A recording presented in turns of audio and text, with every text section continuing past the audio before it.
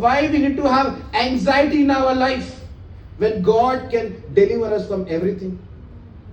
మన జీవితంలో చింత ఎందుకు ఉండాలి? దేవుడు ప్రతి విషయంలోనే మనల్ని విడిపించి మనల్ని నడిపించే దేవుడు మనకి తోడుగా ఉన్నప్పుడు ఎందుకు చింతపడాలి?